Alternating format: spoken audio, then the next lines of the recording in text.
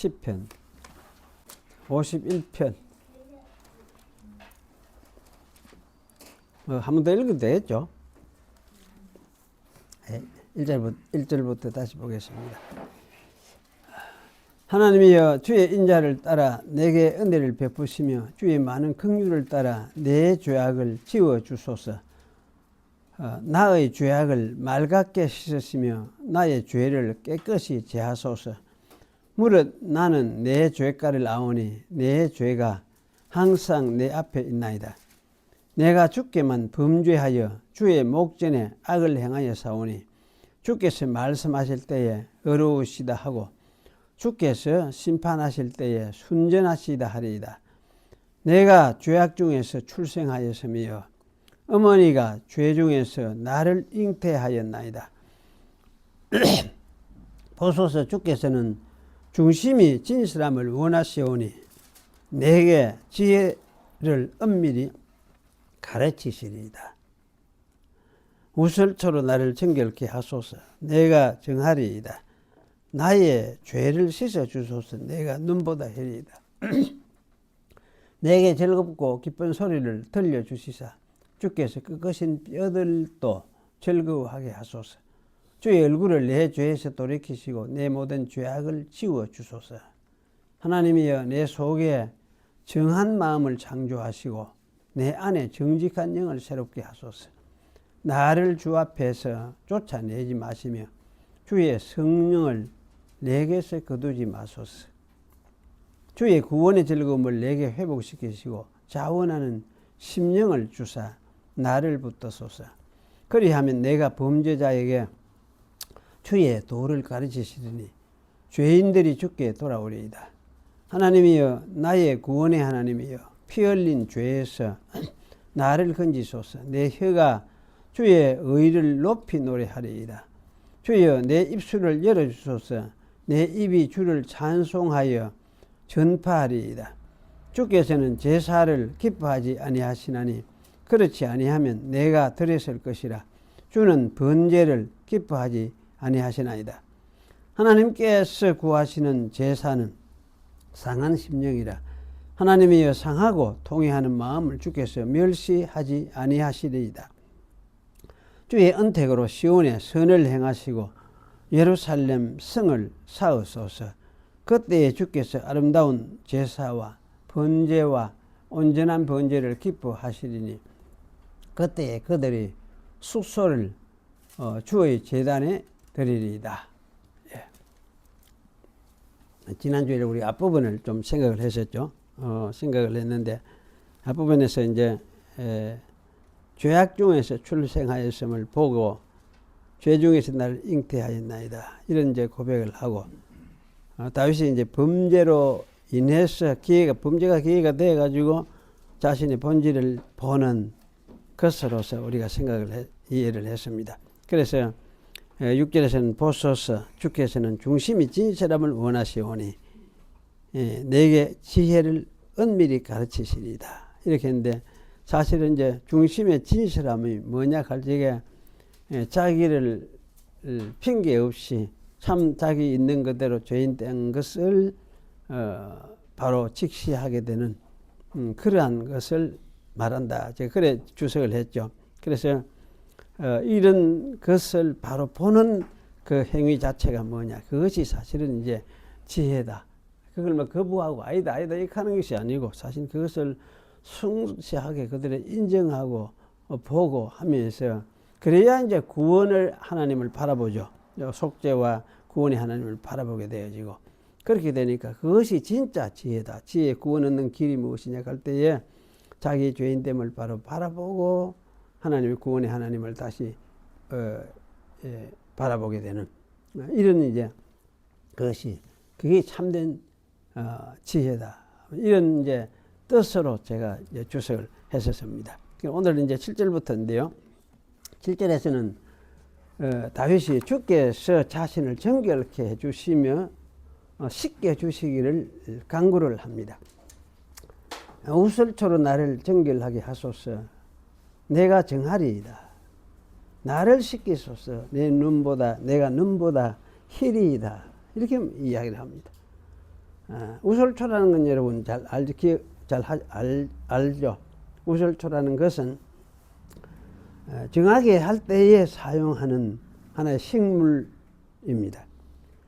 출애굽기 12장 22절에는 이스라엘이 출애굽하기 전날 저녁에 6월절 양으로 잡은 짐승의 피를 우설초 다발에 적셔서 집 문설주와 인방에 발랐습니다. 그리하면은 이제 그 죽음의 천사가 심판하는 천사죠. 죽음의 천사가 그 집을 뛰어 넘어갔습니다. 이것을 이제 그 6월 이렇게 이야기해요. 6월 뛰어 넘어간다 해서 뛰어 넘어간다. 그래서 6월 이렇게 말하자면 참 한문말 참 어려운 말이에요. 뛰어 넘어간다. 6월. 그래서 이제 그 영어에서는 그냥 패스 오버 이렇게 하기도 하고 또는 점프 오버 이렇게 말을 하기도 하고 그렇게 해요. 그런데 어쨌든 죽음의 천사가 이스라엘을 뛰어넘어 강구하는 거죠. 신약 표현으로 말하면 강구하는 거. 그러면 집안에 있는 이 사람들을 위해서 이렇게 이제 어린 양의 대속의 피가 흘렸음을 확인했기 때문에 이렇게 이제 뛰어넘어가는 것입니다.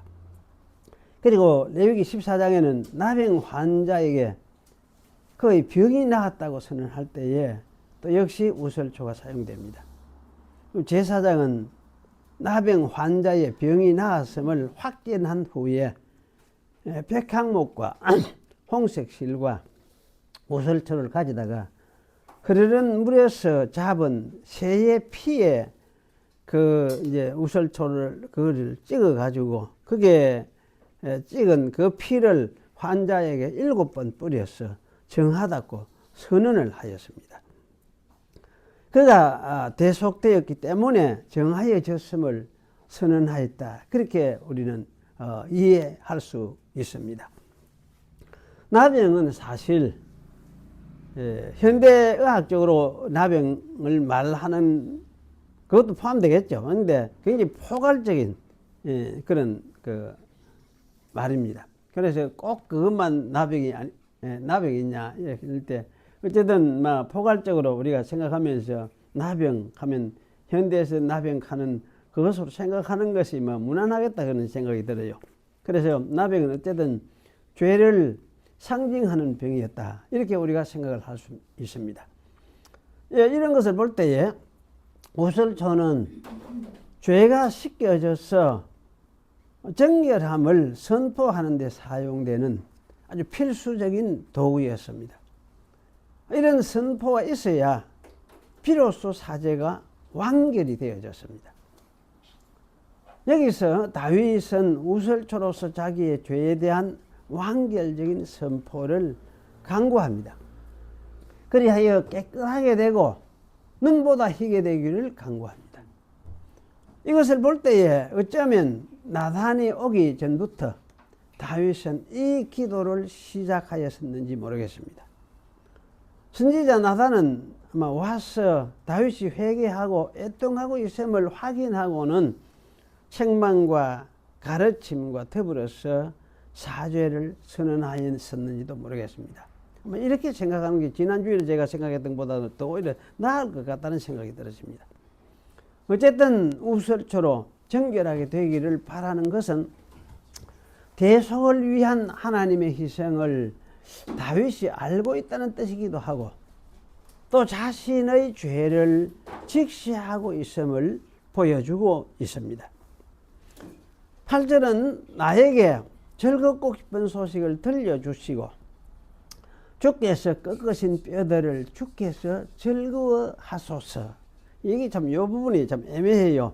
그래서 주께서 하는 말이 한글에서는 빠져버렸거든요. 빠졌는데 뼈들을 그냥 즐거워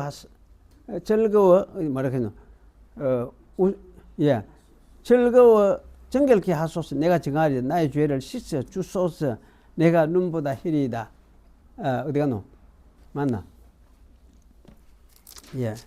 8절에 내게 즐겁고 기쁜 소리를 들려주시사 주께서 꺾으신 뼈들도 즐거워하게 하소서.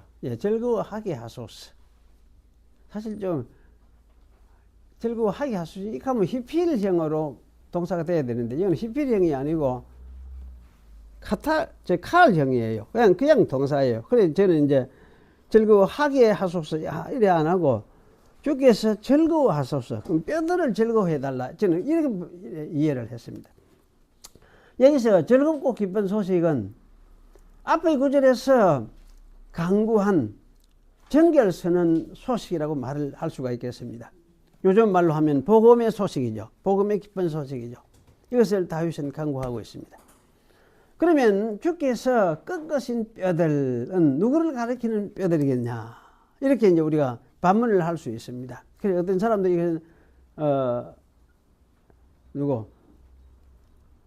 우리야, 다윗이 죽인 우리야다 이렇게 이야기를 하는 사람들도 있고 한데, 저는 이 이제 주께서 꺾으신 뼈들을 여기서 말하는 이 뼈들을 뼈 단수가 아니에요. 그냥 뼈들 복수예요. 이 뼈들을 이라고 한 이 표현은 다윗 자신을 가리킨다 이렇게 생각하는 게 좋을 것 같다는 생각이 듭니다. 왜 그러냐 하면은 이 즐겁고 기쁜 소식을 기다리는 사람이 다윗이라면 이것을 앞에 이야기를 해주시니까 그것을 주께서 이제 제게 들려주소서 이런 표현을 지금 하고 있는 상황이니까 이 문맥으로 보면은 이 뼈들도 역시 자신의 뼈들, 자기 자신을 가리키는 말이다 이렇게 이해하는 것이 옳을 것 같습니다. 그래서 다윗은 고뇌 속에서 자신의 뼈들이 무척 약해졌음을 실감했던 것 같습니다. 그래서 그것은 주께서 꺾으신 뼈들이라고 말하는 것으로 생각이 됩니다. 주께서 꺾으신 뼈들을 주께서 기뻐해달라고 말하고 있는 것 같습니다. 주님께서 즐겁고 기쁜 소식을 들려주시는 것이 곧 주께서 자기를 기뻐하시는 것이 되겠다는 뜻입니다. 그런데 여기서 꺾으셨다는 말은 단순히 꺾어보는 게 아니에요. 막 진리가 뭉개부는 거지. 뭉개부는 거지.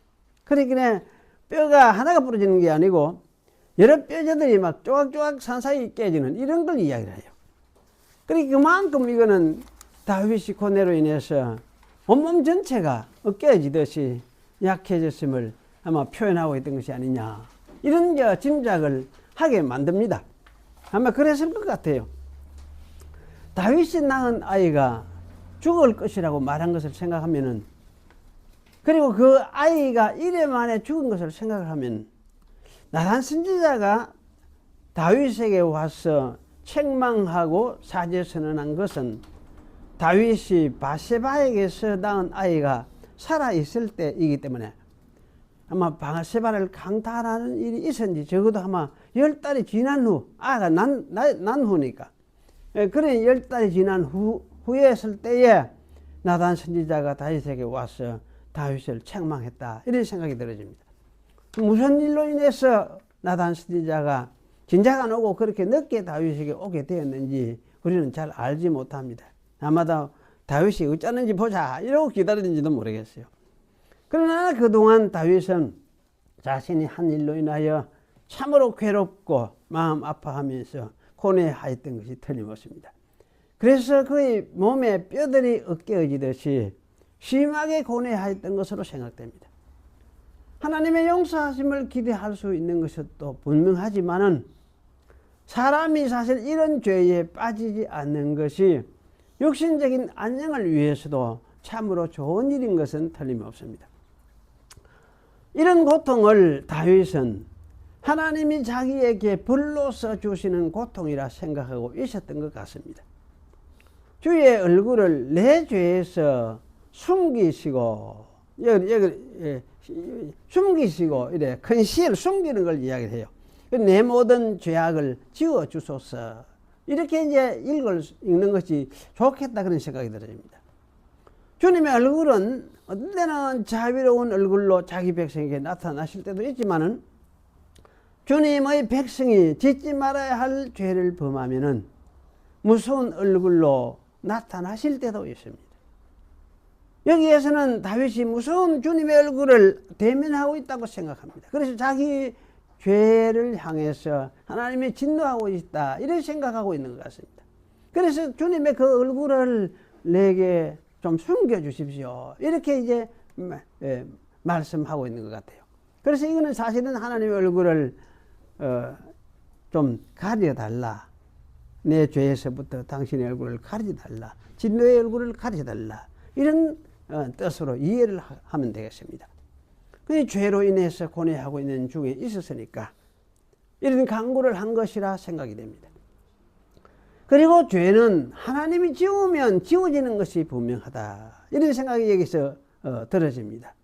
죄를 지워달라고는 이 구절이 말로만 하는 소리가 아니라 하나님이 사람의 죄를 지우면 지워지는 것이 분명함을 보여주는 것 같습니다.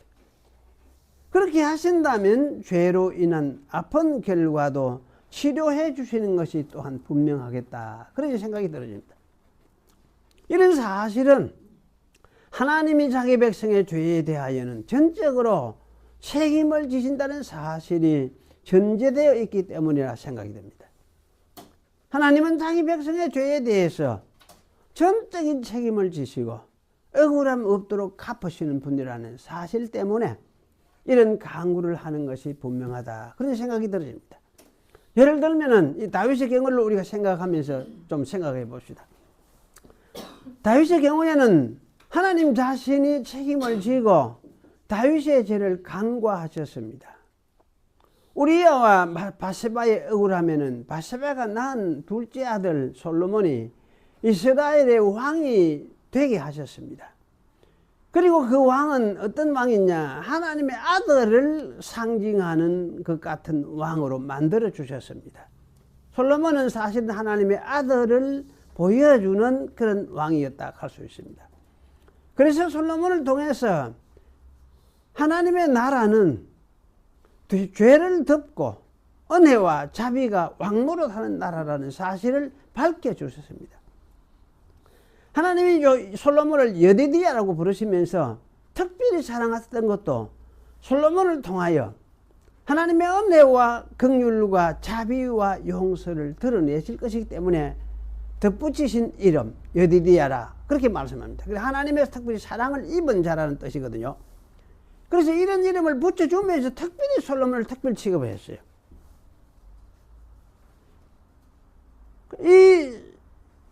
이렇게 해주시고, 그리고 이 솔로몬은 무엇을 상징하느냐? 평화를 상징하는 왕으로 만들었습니다. 평화에 상징하는 왕이었습니다. 하나님의 아들 그리스도를 예표하는 왕이었습니다. 이런 점을 생각하면은 바세바가 남편을 잃고 다윗의 아내가 되었지만은 그 사실로 인하여 하나님의 은혜를 이스라엘과 온 세상에 드러내는 영광스러운 일에 참여하도록 하나님은 섭리하셨다고 말을 할 수가 있습니다. 그러니 사실 이것만큼 놀라운 일이 또 없다는 말씀이죠. 바세바에게도 사실 생각해 보면 참 놀라운 일이라 할 수가 있습니다. 그야말로 죄가 많은 곳에 은혜가 넘쳤다. 지금 신약의 사도 바울이 한 말이지. 그와 똑같은 일이 바세바에게 그대로 성취가 되었다. 그렇게 말을 할 수가 있습니다. 그리고 우리아는 억울한 것 같지만은 그는 다윗의 죄를 대신해서 희생된 사람이라고 말을 할 수가 있습니다. 물론 그 다윗이 낳은 첫 번째 아들도 죽었지만은 우리아도 역시 다윗을 위해서 희생된 사람이었다고 말을 할 수 있습니다. 하지만 이 우리아는 단순한 희생자가 아닙니다. 하나님 나라를 위하여 일하다가 더 큰 하나님의 뜻을 이루기 위하여 아마 이 세상에서 데리고 간 사람이다. 이런 생각이 저는 들어집니다. 이런 생각들을 할 때에 어쨌든 하나님은 자기 백성의 죄와 그로 인하여 일어난 문제들을 전적으로 책임져 주시는 분이라는 사실이 아마 진리인 것 같다. 그런 생각이 들어져요. 범죄하기 전까지 솔로몬은 메시아 왕을 상징하는 존재였습니다. 그래서 그가 범죄에 빠졌던 것은 솔로몬이 참 메시아가 아니라는 사실을 보여주었고, 따라서 이스라엘은 참 메시아 하나님의 아들을 또한 기다려야 한다는 사실도 깨달아야 했었습니다. 이런 것을 사실 보여주는 사건이었어요. 이걸 보여주셨죠. 그 사건을 이용해가지고 이런 것을 보여주시면서 이스라엘은 하나님의 자비와 은혜가 왕이 되어야 된다. 그러니 솔로몬을 왕을 세운 거지. 이 문제를 일으켜 참 남의 여자를 빼앗고 가정을 파괴하고 그런 가운데서 태어난 사람을 왕을 세움으로써 이스라엘 왕, 이스라엘은 누가 왕이냐 할 때에 자비가 왕이다. 하나님의 자비가 왕으로 돼야 된다. 이걸 아마 가장 강력하게 제시한 사건이었다. 그런 생각이 들었습니다. 10절부터는 다윗이 좀 더 적극적으로 구하는 것 같습니다. 하나님이여 내 속에 정한 마음을 창조하시고 내 안에 정직한 영을 새롭게 하소서. 여기에 정하다는 말, 정하다는 말 타홀이라는 말인데 히브리 말로 깨끗하다는 말이에요. 청결하다는 말이에요. 사상설교에서 마음이 청결한 자는 복이 있나니라고 할 때에 바로 그런 말입니다. 같은 말입니다. 그리고 이 정직한 이 말은 나콘이라는 말인데 아주 굳건한, 굳은 이런 뜻을 가지고 있습니다. 그런데 이 정한 마음, 이 굳건한 영은 같은 영이, 같은 말이죠. 마음과 영이 사실 같은 말의 반복이라고 할 수 있습니다. 그 마음은 여기에 이제 심장과 연결된 의미하고, 영 할 때 이거는 우리 두뇌와 아마 가까운 그런 의미가 있는 것 같다 싶은데, 그 영은 영이죠. 어쨌든, 이게 함께 두뇌가 엄격히 나눌 수는 없어요. 그런데 정한 마음과 굳건한 영은, 이건 사람의 노력으로 되는 것이 아니고, 어떻게 되느냐? 하나님이 창조해 주셔야 가지게 되는 마음입니다. 그래서 여기서 창조하시고라는 말이 나옵니다. 하나님이 내게 새 마음을 창조해 주십시오. 새 영을 창조해 주십시오. 이렇게 이야기하죠. 그래서 사실 이 정한 마음, 깨끗한 마음, 이것은 하늘에서 만들어주는 마음입니다. 따라서 이 마음은 어떻게 하늘에서 만들어주느냐, 하늘에서 만들어져라 이렇게 가는 게 아니고 하나님께서 성령을 주셔서, 성신을 주셔서, 성령을 주셔서 그래서 새 사람으로 만들어줘야 생기는 마음이거든요. 그렇다면 이 마음이 어떤 특징을 가진 것일까 질문을 할 수가 있습니다. 문맥적으로 볼 때에 자신이 죄인임을 직시하는 마음이고, 또 그래서 회개하고 아파하는 마음이고, 죄를 지었을 때 그걸 깨닫고 아파하는 것 자체도 이거 새 마음을 받은 사람이라 가능하죠. 또 거기서 새롭고 정결하게 되어야 자신이 살 수 있겠다고 생각하는 사실을 직시할 수 있는 그런 마음입니다. 어떤 핑계도 되지 않고 죄인된 자신을 직시하면서 하나님을 향해서 새로움을 갈구하는 것, 구원을 갈구하는 마음입니다. 그리고 이런 마음은 성령이 새 사람을 만들어서 창조하여 주시는 마음입니다. 이런 마음이 있으면은 성령이 자기 속에 내주하신다는 사실을 우리는 기억해야 할 것입니다. 이 내 마음이 뭐로 하는 게 아니고 성령께서 사실 이런 마음을 내 속에 계시면서 일으키시기 때문에 그렇게 되어지는 것입니다. 이런 마음 가운데서 다윗은 나를 주 앞에서 쫓아내지 마시며 주의 성령을 내게서 거두지 마소서라고 기도한 것 같습니다. 하나님이 성령을 거두면 신앙인으로서는 끝이죠. 죽는 것이 죽음입니다. 성령 없는 신앙인은 없기 때문에 그렇습니다. 하나님은 성령을 주셔서 신앙인이 되도록 하시고 또 성령으로서 신앙으로 살도록 하십니다. 만약 성령을 거두어 가신다면 그때부터 그는 신앙인이 아니요 세상의 육적인 인간에 불과한 것입니다. 성령 때문에 우리가 하나님과 믿음을 생각하게 되고 또 죄악에서 정결하게 되기를 소원하게 되는 것입니다.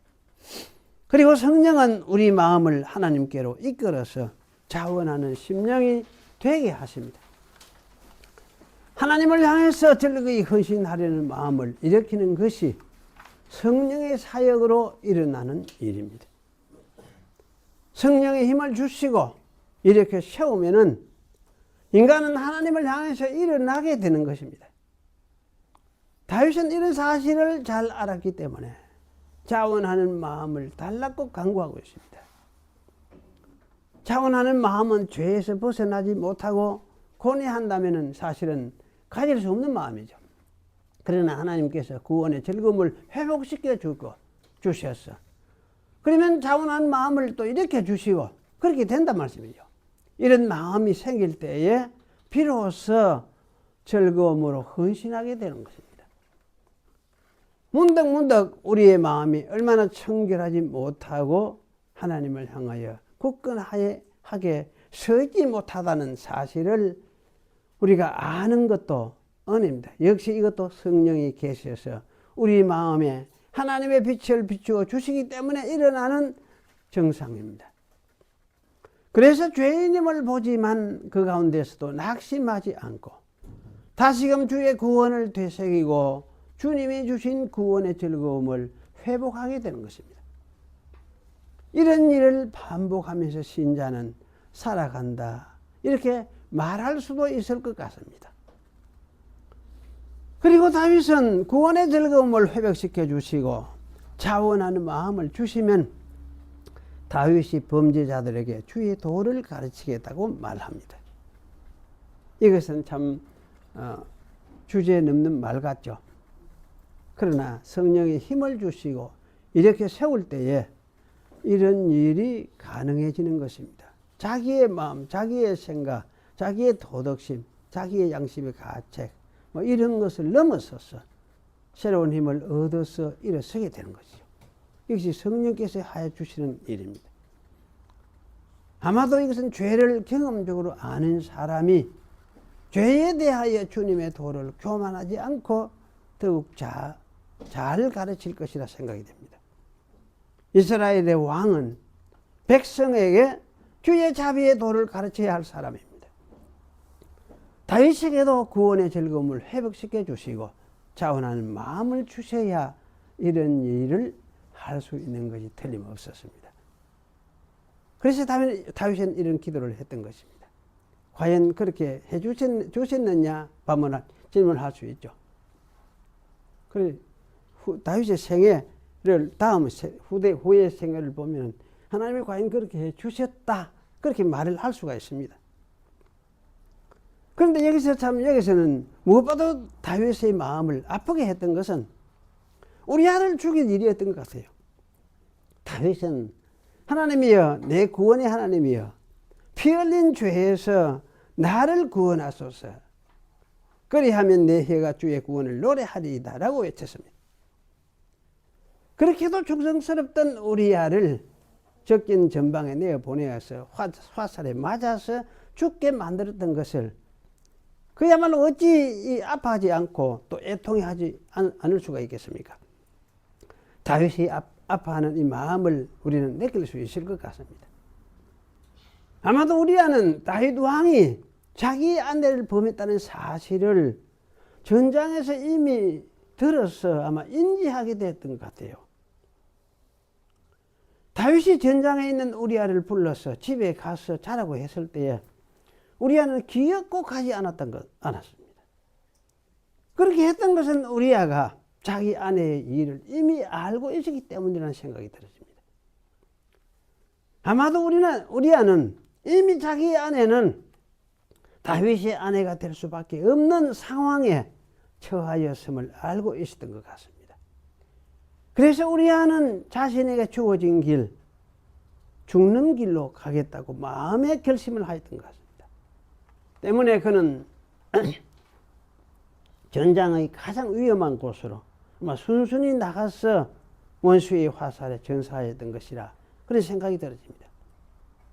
그는 사실 억울하게 죽었지만 사실은 다윗을 위하여 대신 죽은 희생자였습니다. 그는 의로운 희생자라고 할 수가 있습니다. 그래서 사실 순교자라고 말을 할 수가 있을 것 같습니다. 우리아는 하나님의 희생을 닮은 자였습니다.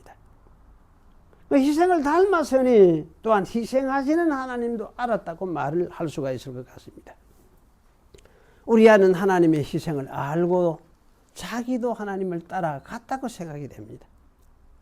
그 모든 일들을 신앙으로 하나님 앞에서 하나님을 바라보는 입장에서 받아들였던 것이죠. 하나님의 백성의 피를 흘린 자는 자기도 사실 피를 흘려야 한다는 것이 인간에게 두신 하나님의 법도였습니다. 하지만 하나님은 자기를 닮은 우리아를 다윗 대신 죽게 하셨고 반면에 다윗을 살려두셨습니다. 그러니 여기에 사실 무슨 제사가 더 필요하겠습니까?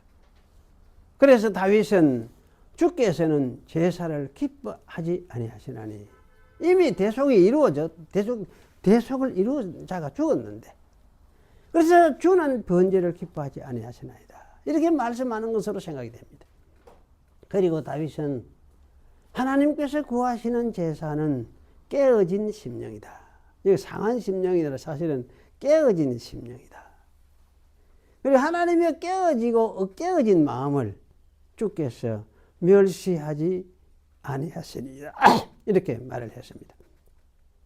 그리고 다윗은 주의 은택으로 시온에 선을 행하시고 예루살렘의 성을 사으소서라고 기도합니다.